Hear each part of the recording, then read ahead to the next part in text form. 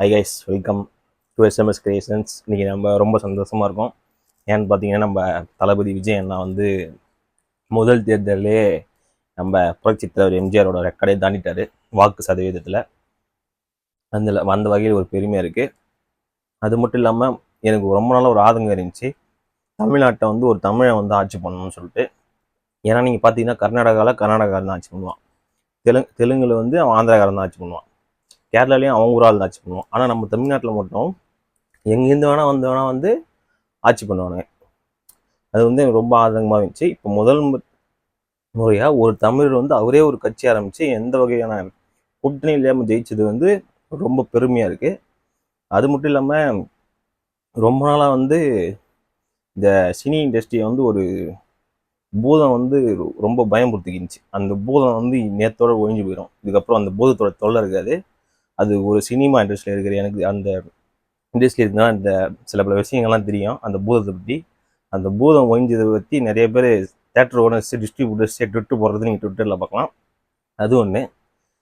மூணாவது வந்து நம்ம அண்ணனை வந்து எவ்வளோ கலாய்ச்சாங்க, நம்ம நண்பர்களை தற்கொலை எப்படி கலாய்ச்சாங்கன்னு தெரியும். அதெல்லாம் மீறி அவர் 108 இடத்துல ஜெயிச்சிருக்காரு. இது மக்கள் வந்து அவர் மேலே வச்சிருக்க நம்பிக்கை. இது கண்டிப்பாக அவர் காப்பாற்றுவார், என் நம்பிக்கை இருக்குது. ஒரு சிறந்த முதல்வராக அவர் செயல்படுவார் கண்டிப்பாக. நீங்கள் வந்து அவரை வந்து கலாய்ச்சா அவர் ஓடிடுவார்னு நினைக்கிறீங்க. அவர் சினி இண்டஸ்ட்ரியில் இருக்கும்போதே அவர் கலையெல்லாம் கலாய்ச்சாங்க, இந்த மூஞ்செல்லாம் காசு கொடுத்து பார்க்கணுமான்னு. அப்படி இருக்கும்போதே அவர் இப்போ தமிழ் சினிமா உச்சத்துக்கு வந்தவர். அந்த மாதிரி தான் அரசியல்னு இப்போ வந்திருக்காரு. ஒன்றுமோ வருவார், நல்லது பண்ணுவார்.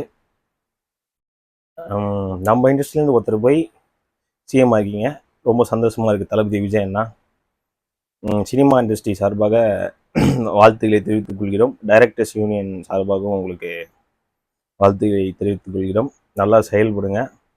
அது மட்டும் இல்லாமல் இந்த சில பேர் இந்த விளாடிமிர் லெனின்னு சொல்லிட்டு ஒரு தோழர், கம்யூனிஸ்ட் தோழர் இருக்கார், ஒரு புரட்சியாளர். அவர் சொல்லியிருக்காராம், ஒரு நேஷனோட திங்கிங் அழிக்கணும்னா அது ஒரு யூத்தோட திங்கிங் அழிக்கணும்னு சொல்லிட்டு. அதை நிறைய இன்டெலெக்சுவல் புளுத்திஸ்ன்னு சொல்லிட்டு சில பேர் போட்டு சுற்றிக்கிருக்கீங்க.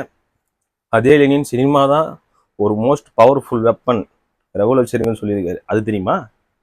அதை போட மாட்டானுங்க. தோத்துச்சின்னு என்ன போடுறதுன்னு தெரியாமல் இன்னத்தையோ போட்டுங்கிறானுங்க. அவனுக்கு கதறி சாவட்டும், நல்லதே நடக்கும். இனிமேல் தமிழ்நாட்டுக்கு விடிய காலம் பிறந்தாச்சு. சினிமா இண்டஸ்ட்ரிக்கும் பூதத்துக்கிட்டேருந்து விடுதலை கிடச்சாச்சு. கான்ஃபிடெண்ட்டாக இருங்க.